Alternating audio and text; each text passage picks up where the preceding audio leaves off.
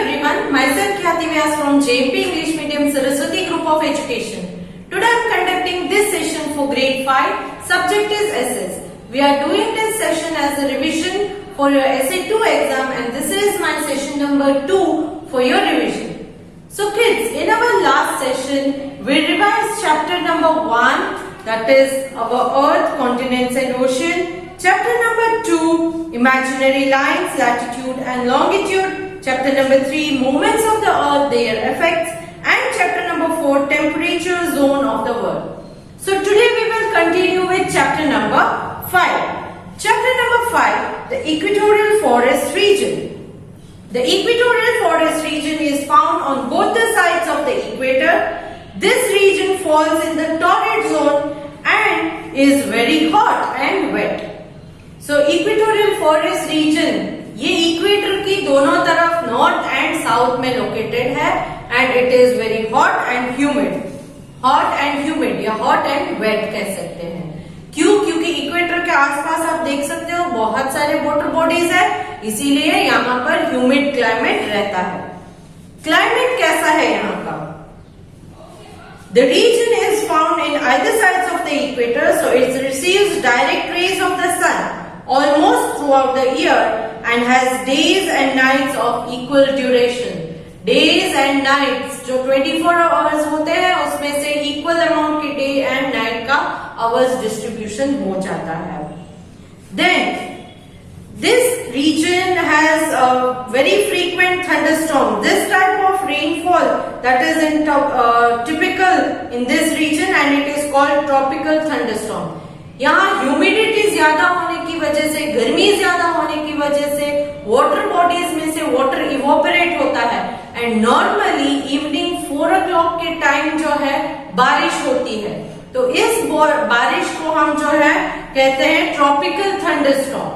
This type of rain is called tropical thunderstorm. Now the plant life.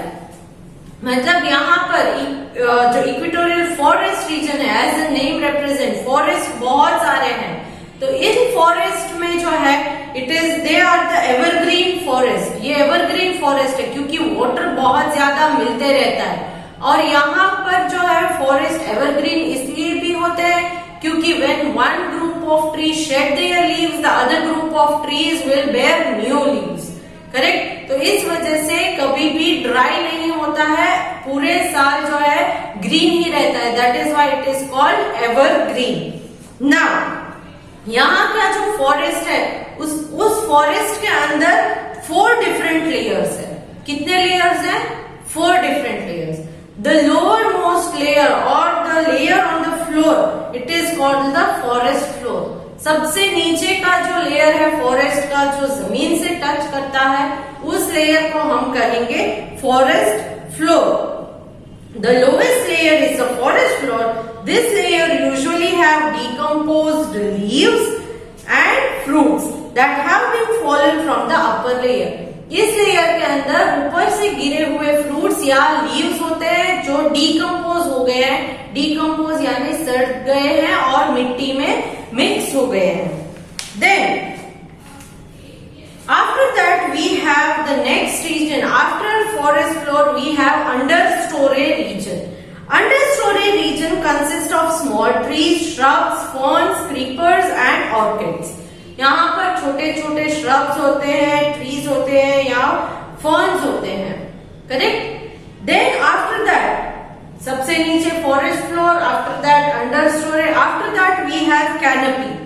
Canopy it is here we can find tall trees which form umbrella like layers. यहाँ पर canopy में बड़े बड़े trees होते हैं जो umbrella जैसे बन जाते हैं और इसकी वजह से जो है सनलाइट जो है वो फॉरेस्ट फ्लोर के ऊपर बहुत कम पहुंचती है. यहाँ फॉरेस्ट फ्लोर में बहुत घना अंधेरा जैसा हो जाता है even during day time just because of this thick canopy, thick and luxuriant canopy. क्योंकि ट्रीज बहुत ही एकदम लग्जरियंट ट्रीज होते हैं, बहुत ही हेल्दी ट्रीज होते हैं. So canopies are found there. After that, the tallest tree make the emergent layer. सबसे ऊपर का लेयर है emergent layer. यहाँ tallest trees पाए जाते हैं। Then talking about the wildlife, यहाँ इक्वेटोरियल फॉरेस्ट रीजन में वाइल्ड लाइफ कैसी है, क्योंकि फॉरेस्ट बहुत ज्यादा है तो वाइल्ड लाइफ भी ज्यादा होगी। You can find animals like monkeys, chimpanzees, variety of birds, flying fox, flying squirrel, and so on. You can also find some animals in the water bodies like crocodile, alligator, snake, turtles, etc. Anaconda snake is very famous in the Amazon basin, which is in South America. तो ये सारे के सारे animals यहाँ पर पाए जाते हैं। Now human life यहाँ पर कैसी है? The equatorial forest region have dense forest which hinders settlement. Hinder settlement मतलब किसी को भी settled life रहने के लिए, जीने के लिए यहाँ पर प्रॉब्लम होती है। यहाँ पर ट्राइबल लोग ज्यादा रहते हैं, like Semens of Malaysia, Kubus of Sumatra, Pygmies of Congo Basin and nomadic tribe, ये सारे के सारे यहाँ पर रहते हैं। The most of the tribe practice shifting agriculture. Shifting agriculture मतलब एक जगह थोड़ा क्रॉप्स ग्रो कर लिए, नेक्स्ट टाइम जो है वो दूसरी जगह पर जाकर क्रॉप्स ग्रो करते हैं ताकि फर्टिलिटी बढ़ती रहे। Then plantation agriculture was introduced by Europeans who sailed to these lands to trade in Southeast Asian countries and Africa. Plantation agriculture यहाँ पर यूरोपियंस ने स्टार्ट किया था। So this was all regarding the equatorial forest region. Next chapter is chapter number 6, the hot desert. Hot desert जो है एकदम गर्म desserts, ये सैंडी होते हैं, ड्राई प्लेसेस होते हैं बिकॉज ऑफ स्कैरसिटी और lack of water. There are 3 types of deserts. They are hot desert or tropical desert, temperate desert and cold desert. तो अलग अलग टाइप के डेजर्ट्स यहाँ पर है। Now deserts which are found in between 15 degree to 30 degree north and south of the equator are hot desert. There are many hot desert like the great Australian desert in the Australia, Kalahari and Sahara desert in Africa, Atacama desert in South America, Mexican desert in Mexico, and Thar desert in India and Pakistan. All these are the examples of hot desert. Beside these, you have Gobi desert at Mongolia in Asia. This is a type of temperate desert. ये एक temperate desert है। And cold desert मतलब कि बहुत ठंडी वाला desert जो है, they are at the poles in the Arctic and Antarctic circle in Tundra region of Russia. In cold desert, temperatures are extremely low and these deserts do not have any significant vegetation. यहाँ cold desert में किसी भी type का vegetation मतलब vegetables, plants, trees grow ही नहीं होते हैं because the land is totally covered with snow and it is cold throughout the year. Now in deserts का क्लाइमेट कैसा होता है?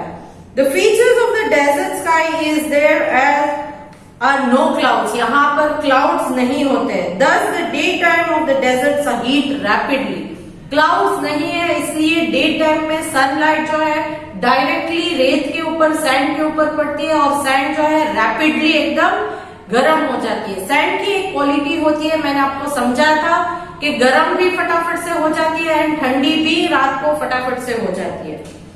In fact, the temperature in the hot deserts are among the highest in the world. During night, temperature drops rapidly, sometimes even 10 degrees Celsius, and even in summer. Summer time में भी 10 degree तक reduce हो जाता है temperature. Then the plant life. यहाँ plant life बहुत ज्यादा नहीं होती है, कुछ टाइप के प्लांट्स ही यहाँ पर ग्रो होते हैं और इन प्लांट्स की स्पेशलिटी ये होती है कि इनके रूट्स जो है वो बहुत लॉन्ग होते हैं।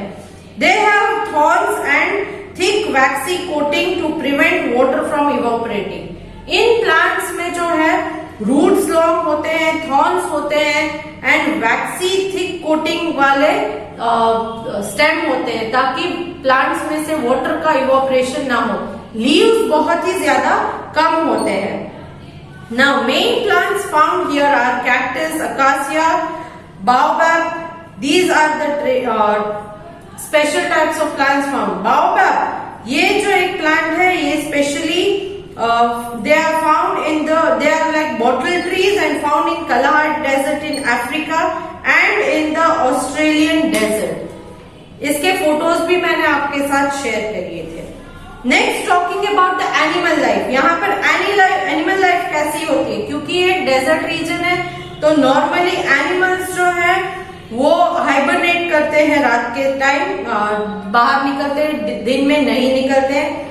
Like animals like hyenas, foxes, giraffes, hedgehogs and insects like scorpions and spiders are found here. Then except these, the sheep of the desert which is called camel, camel जो है वो भी यहाँ पर पाए जाते हैं. This was all regarding the animal life. Next, talking about human life. It is very difficult to live in the desert and the population is scarce here. Deserts में जिंदा रहना बहुत डिफिकल्ट हो जाता है क्योंकि टेम्परेचर बहुत हाई या बहुत लो होने की वजह से. यहाँ पर ह्यूमन बींग्स के लिए वाटर की अवेलेबिलिटी सिर्फ ओएसिस में होती है. ओएसिस एक ऐसी जगह है जहाँ डेजर्ट में पानी पाया जाता है. तो नॉर्मली अगर कोई रहता है तो ओएसिस के आजू बाजू में रहता है, क्योंकि ओएसिस के आजू बाजू में रहने से उसे पानी की अवेलेबिलिटी भी होती है एंड प्लांट्स भी कुछ हद तक ग्रो हो सकते हैं. So this was all regarding this chapter. Next, talking about the temperate zone, that is chapter number 7. The temperate zone, it is located in both the sides of the equator in between Tropic of Cancer and Arctic Circle in the north and Tropic of Capricorn and Antarctic Circle in the southern hemisphere. These regions are also called grasslands. So अलग-अलग grasslands इस region में temperate zone में है. That is the prairies in North America, steppes in Russia, pampas in South America, veld in South Africa and dons in Australia. यहाँ जो है climate कैसा होता है, they have continental type of climate. Climate जो है continental type of climate होता है, that is neither too hot nor too cold. इस टाइप के क्लाइमेट को continental type of climate कहा जाता है. Chinook is a hot wind blowing in spring over the prairies which help to melt the snow and make grazing possible. तो ये Chinook एक wind होती है जो स्प्रिंग के टाइम ब्लो होती है. तो ये जो है बहुत ही इंपॉर्टेंट फीचर है इस टाइप में. देन प्लांट लाइफ, यहाँ पर क्योंकि इसे ग्रासलैंड्स कहा जाता है तो वेराइटी ऑफ ग्रासेस ग्रो होते हैं. एनिमल लाइफ में बहुत सारे एनिमल्स यहाँ पर ग्रो होते हैं, जैसे कि northern hemisphere bisons, grizzly bear. Some fern animals such as wolves are also found here. In southern hemisphere, llamas and anacondas are found. Australia is a home of kangaroos, wallabies and koalas. Many migratory birds such as swallow are also found. So यहाँ पर बहुत सारे animals है, grassland है, इसलिए animals को खाने पीने की चीजें भी मिलते रहती है. ह्यूमन लाइफ क्योंकि इन रीजन्स में ग्रास बहुत ग्रो होता है तो इसे हम ग्रैनरी ऑफ द वर्ल्ड भी कहते हैं. इन ग्रासलैंड्स को ग्रैनरी ऑफ द वर्ल्ड भी कहते हैं. तो यहाँ पर बहुत सारे लोग रहते हैं जो फार्मिंग करते हैं या एनिमल रियरिंग भी करते हैं, जैसे कि gauchos in South America and you also find Kirghiz, Hottentots, American Indians, ये सारे लोग यहाँ पर रहते हैं. So this was all regarding chapter number 7. Next, talking about chapter number 8, the frigid zone. Frigid zone मतलब कि सबसे ठंडा एरिया जो होता है. There are 2 frigid zones, one in each hemisphere. Northern hemisphere में एक frigid zone, southern hemisphere में एक frigid zone. Northern hemisphere में जो frigid zone है, it lies between the Arctic Circle and the North Pole, and southern hemisphere का frigid zone है वो Antarctic Circle and South Pole के बीच में रहता है. These are permanently covered with ice and are frozen throughout the year. They are also called frozen continents. In places को frozen continents भी कहा जाता है. Large part of Canada, Alaska, Scandinavia, coastal Greenland, Iceland and Siberia, ये सारे के सारे frigid zone में आते हैं।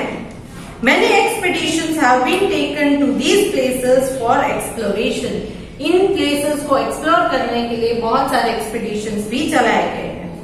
नाउ क्लाइमेट, यहाँ का क्लाइमेट कैसा होता है? Winters are very severe and temperature में ड्रॉप टू ओवर -40 डिग्री। ये -40 डिग्री है।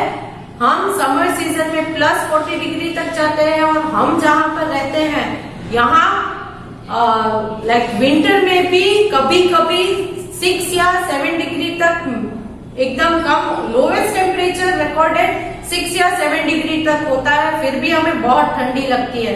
तो जस्ट इमेजिन -40 डिग्री मतलब कितनी ठंडी होगी। In summer which hardly receive extend for 2 to 3 months, इनको समर सीजन हार्डली 2 से 3 महीने के लिए ही होता है।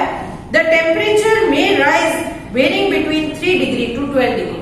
समर के सीजन में बहुत ज्यादा गर्मी हो जाती है तो भी 3 डिग्री से 12 डिग्री के बीच का ही टेम्परेचर रहता है। रेनफॉल में range to 15 to 30 centimetre in a year. During summer snow melts but the ice cap of the Arctic and Antarctic region remain intact. During summer snow melt होता है but जो ice caps होते हैं Arctic and Antarctic circles में वो melt नहीं होते। They remain intact मतलब उनमें कोई भी डिफरेंस नहीं आता है। यहाँ के 2 स्पेशलिटीज है ऑरोरा बोरियलिस एंड ऑरोरा ऑस्ट्रेलिस। ये मैंने आपको एक्सप्लेन किए थे फोटोज के साथ कि स्काई में अलग अलग कलर्स की लाइट दिखती है। Talking about plant life, the soil is permanently frozen accept in summer season, thus hardly any crops or plants can grow here.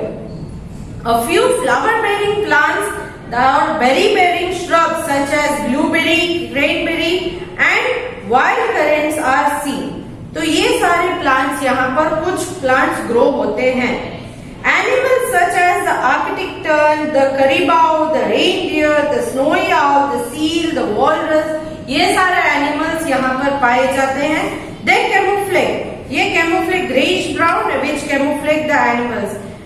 So snow के टाइम जो है वो कैमोफ्लेज कर जाते हैं, मतलब कि अपनी स्किन का कलर जो है वो लैंड एरिया के कलर से मैच कर जाते हैं ताकि उनको हंटिंग करना आसान नहीं होता है।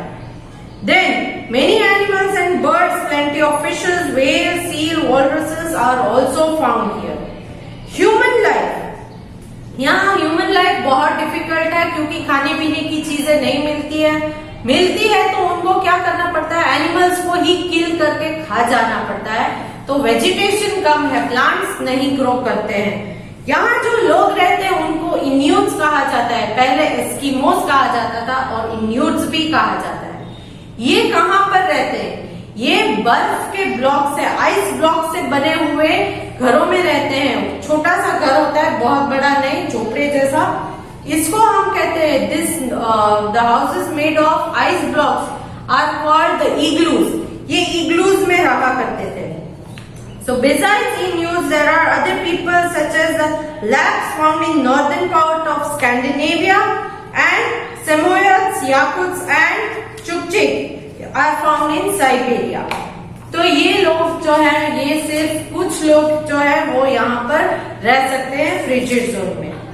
Next, talking about the last chapter of your semester 1 book, that is our environment.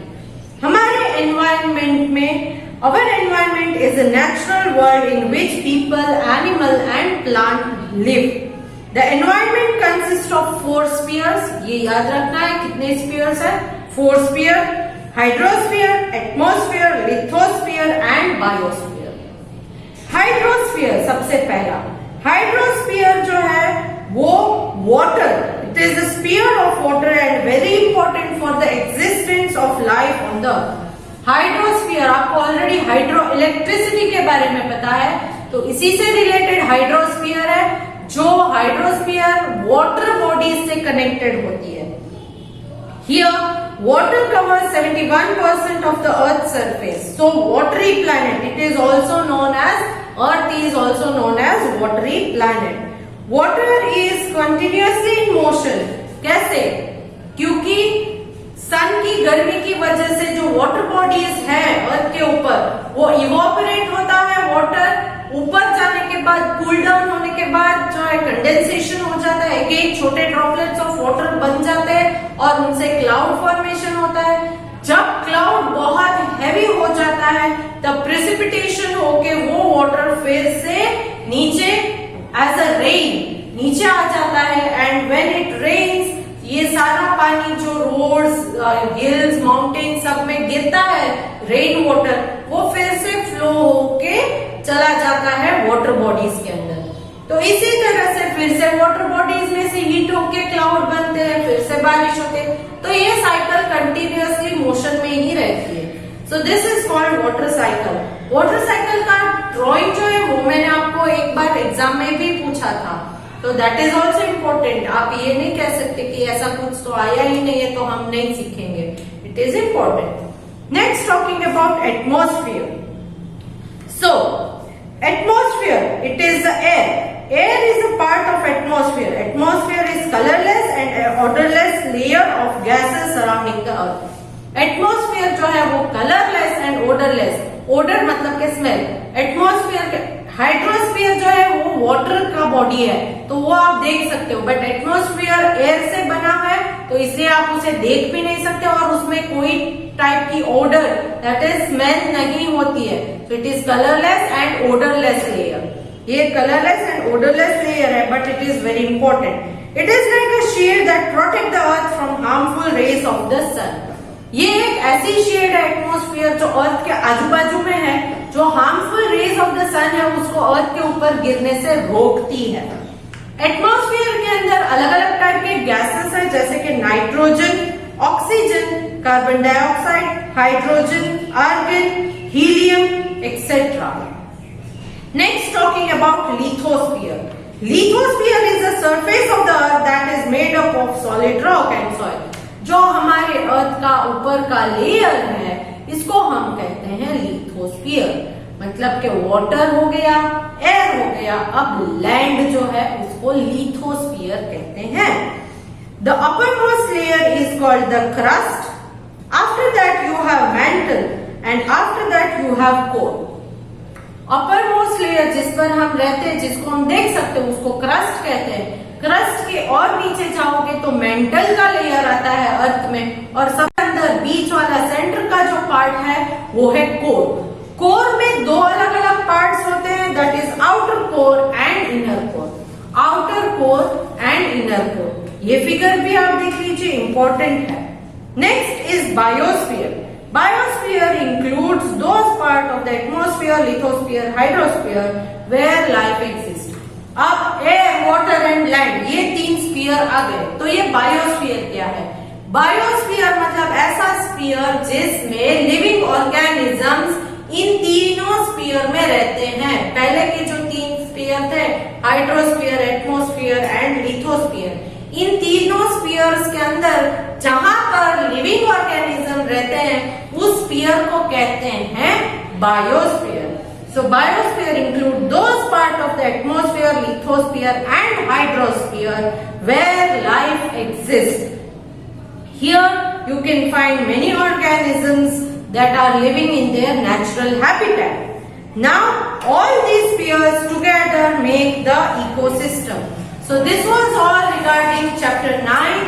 This was the last chapter of your semester 1's textbook.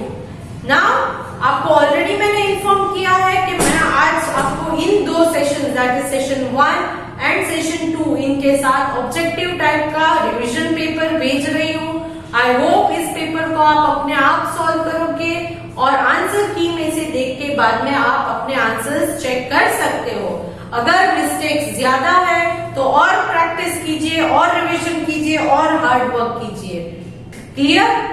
Exactly यही क्वेश्चंस मैंने एग्जाम में नहीं पूछे हैं। This is just a practice paper, I am clearly mentioning this.